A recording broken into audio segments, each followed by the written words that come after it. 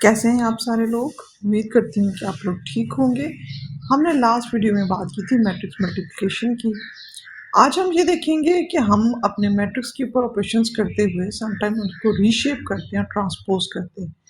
तो ये रीशेप या ट्रांसपोज करना क्या होता है और हमें आखिर की क्या ज़रूरत होती है, और अगर हम ऐसा नहीं करते तो क्या प्रॉब्लम फेस कर रहे होते हैं अपने मैट्रिसेस में। Let's start.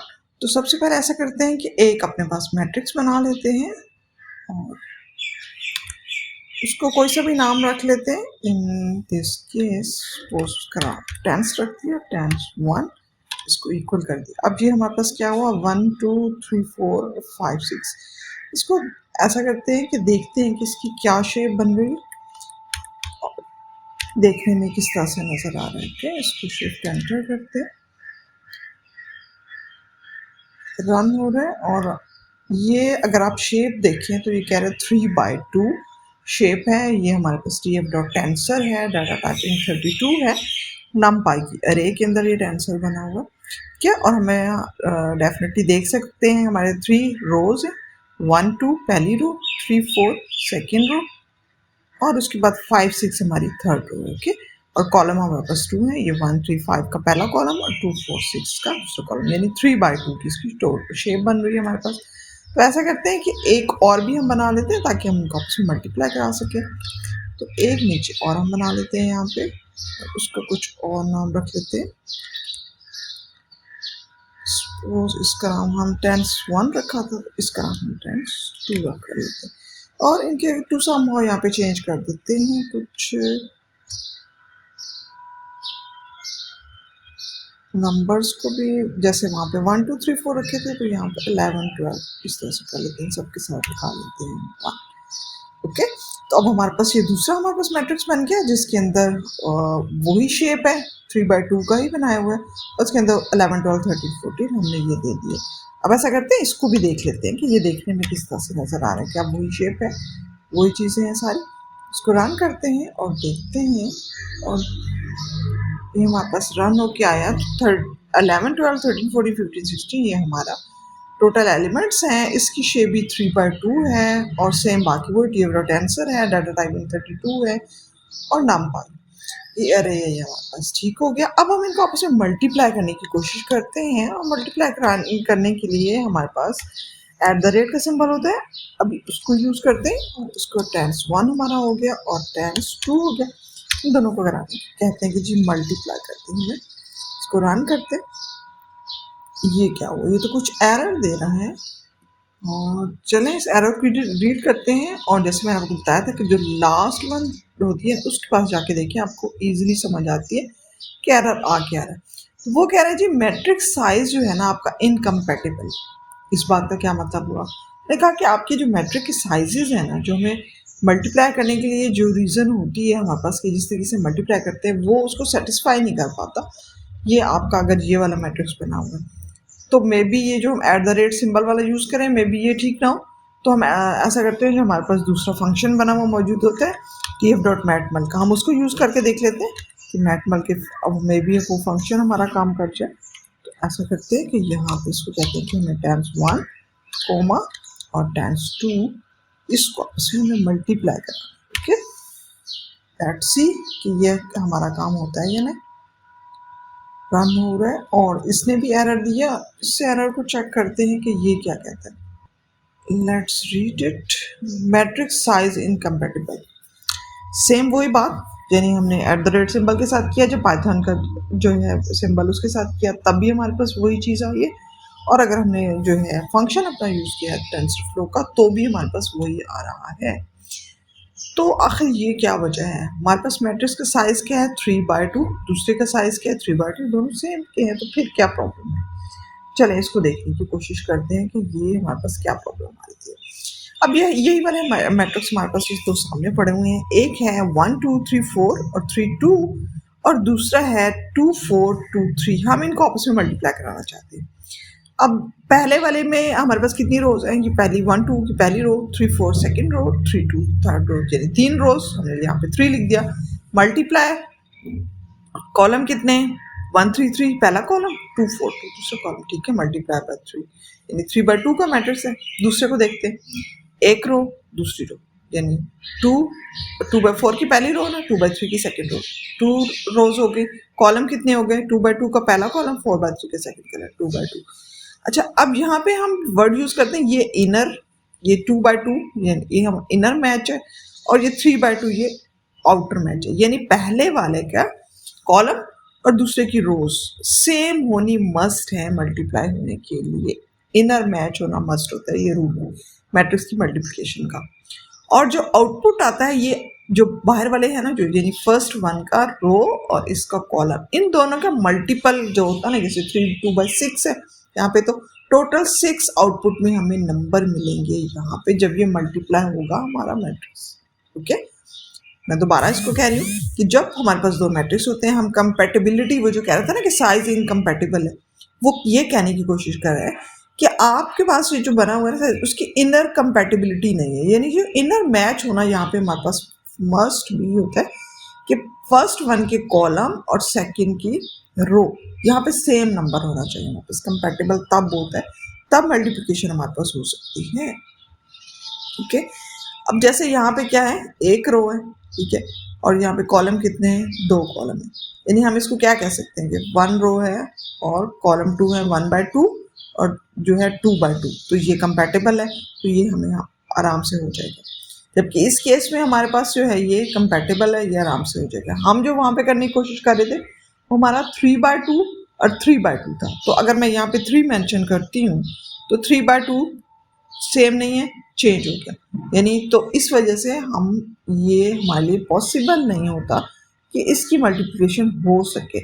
तो यहाँ पे हमारे पास क्या होगा, हम फर्स्ट रो जो है हमारी 1 2 है, उसको वो है फर्स्ट कॉलम के साथ मल्टीप्लाई करेंगे, यानी 1 मल्टीप्लाई होगा 2 के साथ, फिर प्लस 2 मल्टीप्लाई होगा 2 के साथ, फिर उसके बाद प्लस।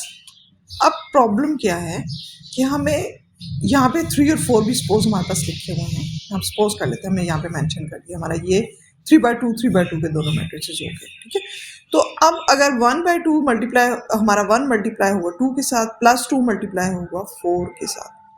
अब हमारे पास यहाँ पे और कुछ भी नहीं है कि जिसको हम नेक्स्ट मल्टीप्लाई करा सकें इस 3 के साथ, यानी अगर हमारे पास एक और कॉलम यहाँ पे बन जाता, कुछ होता, तो हम उसको क्या कराते हैं, हमारे 3 के साथ मल्टीप्लाई हो रहा होता, तो तब तो ठीक था, यानी हमारी पूरी रो, यानी 3 एलिमेंट्स यहाँ पे होते और इन तीनों नंबर्स के साथ मल्टीप्लाई होते। फिर क्या करते हैं, हम इस रो के तीन एलिमेंट यहाँ पे होते और इस सेकंड कॉलम के तीनों के साथ मल्टीप्लाई होते। ठीक है, तब उस केस में तो ठीक है, लेकिन अगर इस केस में हमारे पास जो है थर्ड ये नंबर यहाँ पे मिसिंग है, तो अब ये जो है यहाँ पे हमारे पास कोई ऐसा नंबर मेरे पास नहीं है जिसको मैं मल्टीप्लाई कराऊँ 3 के साथ। ठीक है, यहाँ पे कुछ होना चाहिए था ना, या 1 हुआ मल्टीप्लाई हुआ ना 2 के साथ, प्लस 2 मल्टीप्लाई हुआ 2 के साथ, अब यहाँ पे कुछ होना चाहिए जो मल्टीप्लाई हो 3 के साथ। तो जब इस तरह से नल वैल्यू मिलेगी तो आपके पास एरर आ जाएगा कि कंपैटिबल नहीं है, क्योंकि मल्टीप्लिकेशन और आगे चल ही नहीं सकती, ये यहीं पे स्टॉप हो जाएगी। तो ये रीज़न होती है हमारे पास ये आने की कि जी आपका कंपैटिबल नहीं है, इसका मतलब ये बनता है। ओके, तो अब इसका सोल्यूशन क्या है, अब इसको किस तरह से सॉल्व किया जाए, चलिए VS कोड पे चलते हैं, फिर देखते हैं कि इसका सोल्यूशन क्या है।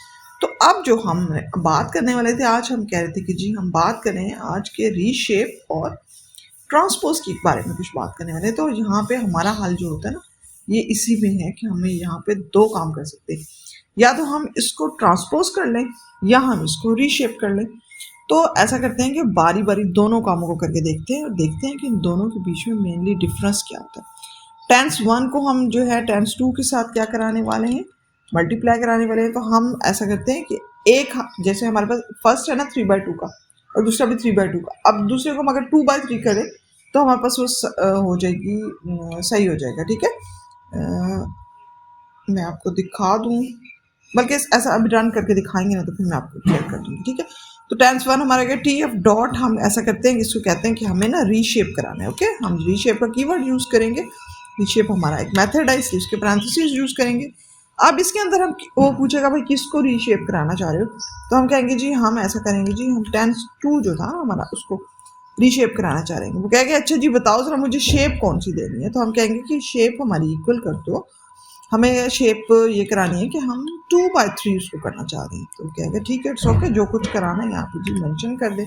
हमने कहा कि 2/3 यहाँ पे हमने मेंशन कर दिया, शेप होगी। क्या किया हमने, रीशेप के कीवर्ड के अंदर टीएफ हमने डेफिनेटली लिखा होगा, टेंसर फ्लो में काम करें, रीशेप कराएंगे टेंस टू कॉमा शेप हमने दे दी 2/3 की, और अब कहा है कि हमने इसको मल्टीप्लिकेशन कर दो। लो जी हमारे पास मल्टीप्लिकेशन आराम से हो गई। मैं दोबारा क्लियर करती हूँ आपको, हमने क्या किया वो टी एफ डॉग मैट मल्टीप्लिकेशन के अंदर ही मैंने ना रीशेप कर दिया। अब चाहें तो अलग से रीशेप करके कहीं स्टोर करके फिर भी करा सकते हैं, लेकिन मैंने इधर ही कर दिया इसको। टेंस 1 को हम कह रहे हैं कि टी एफ डॉट रीशेप हम कर रहे हैं, इसको शेप 2/3 की दे रहे हैं और इसको मल्टीप्लाई करा रीशेप करो, तो अब टेंस 1 हमारा 3/2 ही रहेगा और टेंस 2 हमारा 2/3 हो जाएगा। तो 2 दोनों इनर मैच करें, 3/2 का 2 और 2/3 का 2, ठीक है। यानी इसका लास्ट इसका फर्स्ट मैच करें आपस में, तो हमारे पास जो है आराम से जो है मल्टीप्लिकेशन हो जाएगी। अगर आप चाहें तो यहाँ पे टेंस 2 को शेप भी देख सकते हैं, तो आपको नजर आ जाएगी। ओके, अगर दूसरा तरीका हमने क्या कहा, हमने कहा एक हमारे पास रीशेप का मेथड होता है, एक हमारे पास और तरीका होता है कि हम उसको ट्रांसपोज भी करा सकते हैं। तो हम कहते हैं कि अच्छा ट्रांसपोज भी करा के देख लेते हैं। तो ट्रांसपोज के केस में क्या होगा, ट्रांसपोज के केस में हमें यहाँ पे शेप देने की जरूरत नहीं होगी, क्योंकि डेफिनेटली हम उसको कह रहे हैं कि सिंपल ट्रांसपोज कर दो। अच्छा ट्रांसपोज अगर तो आप इससे फेमिलियर हैं वेल एंड गुड, लेकिन जिन लोगों को नहीं पता मैं उनको थोड़ा सा दिखा देती हूँ कि एक्चुअली हम ट्रांसपोज में कर क्या रहे होते हैं, ओके, ताकि उनको भी क्लियर हो जाएगा। ठीक है, यहाँ पे हमने क्या किया, किसको ट्रांसपोज कराना चाह रहे हैं, हमने कहा कि जी हम ट्रांसपोज कराना चाह रहे हैं टेंस 2 को। ठीक है, यहाँ पे हम ये मेंशन कर देंगे, फिर टेंस 2 के अंदर हम जो है इसको मेंशन जब करेंगे अपना जो भी नाम, अब हमारा यहाँ पे टेंस 2 है तो हम टेंस 1 को कह रहे हैं कि जी हम ट्रांसपोज करा दो टेंस 2 को और फिर इनको आपस में मल्टीप्लाई करा दो। इनफैक्ट हम तो बात करें तो उसने मल्टीप्लाई हमें करके दे दिया, कोई प्रॉब्लम नहीं। ठीक है, तो पहले देखते हैं कि अब ट्रांसपोज में एक्चुअली हो क्या रहा होता है, तो उसके लिए वो अपने चलते हैं, लास्ट में मल्टीप्लिकेशन का यूज़ किया था उसी को देखते हैं। अब यहाँ पे जैसे ही मल्टीप्लाई करिए, ये दो हमारे पास मैट्रिसेस मौजूद हैं, इनकी अब शेप क्या होगी, 3 रो 3 कॉलम 3 इंटू 3, और इस साइड पे क्या है 3 इंटू 2। ठीक है, 3 रोज 3 इनर मैच हो रहा है, मल्टीप्लाई हो सकता है। ये मल्टीप्लिकेशन किस तरीके से होती है, ट्रांसपोज किया जाता है, यानी क्या किया जाएगा, ये जो फर्स्ट रो है ना, सेकेंड रो थर्ड रो, इसको चाहिए जब फर्स्ट 1 कॉलम के साथ मल्टीप्लाई होना, तो अगर मैं इसको ट्रांसपोज करूं तो यानी क्या हो जाएगा, ट्रांसपोज से 2 6 1 करके ये रो बन जाएगी। ओके, अब गौर कीजिएगा, ये अब जो इस साइड पे आएगा ना मल्टीप्लिकेशन के लिए, तो ये 2 6 1 जो कॉलम है ना वो रो में बन जाएगा और फिर सारी रोज के साथ मल्टीप्लिकेशन होगी। ओके, ये देखिए, ठीक है, ये अब क्या हुआ, वो उधर कॉलम था लेकिन उठ के ट्रांसपोज हो क्या आया इधर, तो अब ये रो बन गई है, और ये नेक्स्ट आप करते जाएं और आपके पास मल्टीप्लिकेशन होती रहेगी और आंसर आपके पास नेक्स्ट आना शुरू हो गया। तो ट्रांसपोज में ये रहा हो रहा होता है कि जो जिसके साथ हम मल्टीप्लाई करा रहे थे ना पहले के दूसरे के साथ, उसका फर्स्ट कॉलम उठ के आएगा और जो है आराम से इधर आके वो 1 बाय 1 सारे रोज के हमारे उसके साथ मल्टीप्लाई हो जाएगा। ये मतलब होता है ट्रांसपोज करने का। तो रीशेप के केस में ट्रांसपोज में कुछ फर्क भी है क्या, अब क्वेश्चन इसके, अगर दोनों एक ही काम करें तो जरूरत नहीं थी ना कि दो तरीके बनाए जाते, तो कुछ ना कुछ तो डिफरेंस होगा। तो चले इस डिफरेंस को देखते हैं यहाँ पे आके। जब हम ट्रांसपोज कराते हैं तो क्या होता है, डिस्पोज में फर्ज कर लेते हैं, हमारे पास ये एक मैट्रिक्स है 11 12 13 14 और 15 16, हमने इसको कहा कि जी ट्रांसपोज करना है हमने, तो इसकी शेप फिर ये बनेगी, क्या बनेगी, 11 इसके नीचे 12 13 उसके नीचे 14 15 उसके नीचे 16। ठीक है, डेफिनेटली यही होगा ना, ये 12 14 और यानी 60 कह रहे हैं कि अगर हम ट्रांसपोज हो गया, अगर हमने कहा ना कि इसकी रो बनती है, तो फाइनली क्या होना है हमारे पास इस तरीके से आ जाने की 11 12 13 14 15 16, मतलब इसको हमने अगर ट्रांसपोज कराया ना, इसकी शक्ल अब ये बन जाएगी ट्रांसपोज के बाद। ठीक हो गया, आई होप सो आपको क्लियर होगा आपको पिछली वो जेन में है कि ट्रांसपोज के केस में एक्चुअली होता क्या है, यही होता है ना, ये जो कॉलम है ना इसमें रो बन जाना। ओके, तो ये 11 13 15 रो बन गई, ये कॉलम है रो बन गया, 12 14 16 रो बन गई। ठीक है, समझ में आने वाली बात। रीशेप के केस में क्या होता है, रीशेप के केस में आप सेम इसी को हम देखें, रेशियो जब हम करेंगे तो क्या होगा, 11 12 13, इसको इससे कोई मतलब नहीं है कि किसी कॉलम को उसने ट्रांसपोज करके रो बना दिया, नॉट एट ऑल। इसने सिंपल क्या करना है, सारों को लेना है 11 12 13 14 15 16 इस तरह से करके लिखते जाना लिखते जाना लिखते जाना। ठीक है, शेप में हम जो उसको कहेंगे ना, हमने इसको कहा जैसे सपोज हमने कहा कि यहाँ 2 रोज हैं और 3 कॉलम है, हमने इसको 2/3 कहा। ठीक है, हमें रीशेप कराने के लिए। तो इसने क्या करना है, यहाँ से शुरू हो जाना है 11 और 30 40 कॉन्टिन्यूस साथ वाले को उस शेप के अंदर फिट करता चला जाएगा जो शेप हमने इसको दी होगी बनानी। तो आखिर प्रॉब्लम क्या है, मतलब इसमें से कब हमें क्या यूज़ करना है। तो हमारी तो प्रॉब्लम ये है ना, चलो हमें समझ आ गई कि जी क्या होगा ट्रांसपोज के केस में पूरा हमारा कॉलम उठ के आ गया, रो बन जाएगा। और दूसरे केस में ऐसा कुछ नहीं होना, वो नंबरों को 1 2 3 जो करीब करीब वाले थे वो साथ जो हमने शेप उसको कहेंगे वो बनाता चल जाएगा। अब हमें जब चूज़ करना है तो हम किसको चूज़ करें, उसके लिए एक छोटी सी एग्जाम्पल देखते हैं। ये हमारे पास एक जो है इमेज है कैट की। सपोज करते हैं हम कोड लिख रहे हैं कोई अपना, हम बात जी अपनी डीप लर्निंग पे काम कर रहे हैं, तो हमने ये कलर इमेज लिया, हम उसके ऊपर कुछ भी करना चाह रहे हैं, अपना कोई मॉडल ट्रेन करना चाह रहे हैं कुछ भी। तो कलर इमेज के अगर हम इसकी डेप्थ में जाएंगे तो इमेज के सपोज हम कहते हैं कि पिक्सल जो है इस तरह से कि 210 157 और 3, यानी ठीक है ये हमारे पास ठीक है समझ में आता है कि ये हमारा मैट्रिक्स बन रहा होगा 210 156 3। ओके, तो ये हमारा मैट्रिक्स है। अब अगर हम इसको रीशेप कराएंगे ना तो उसने क्या करना है, सारे पिक्सल को, जब मैंने कहा ना कि उसको इससे नहीं मतलब कि रो कॉलम क्या होगा, उसने क्या करना है पहले से शुरू हो रहा है, पहला दूसरे तीसरे इस तरीके से उसने तरतीब दे देनी है पूरी की पूरी। तो हमारे पास ना ये बन गया, वो जो बेचारी कैट थी ना अब वो हमारी अब ये कैट हो चुकी है। ओके, क्यों, उस रीशेप कराया ना, उससे क्या मतलब, उसको तो कोई मतलब नहीं, उसने तो रीशेप करना है ना, उसने ये थोड़ी देखना है कि शेप के साथ क्या हो रहा है क्या नहीं हो रहा। ओके, तो रीशेप होने से हमारी वो गई, तो हमें ये तो नहीं चाहिए।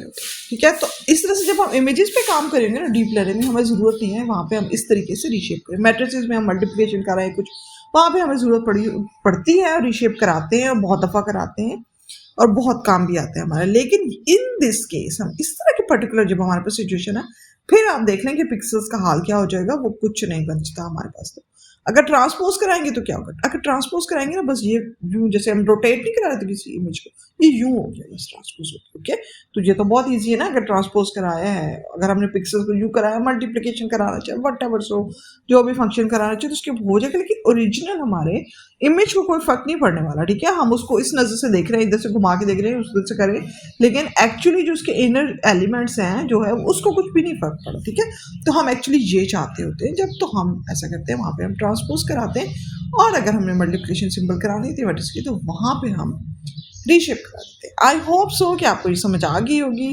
कि ऑल द बेस्ट, कल मिलते हैं।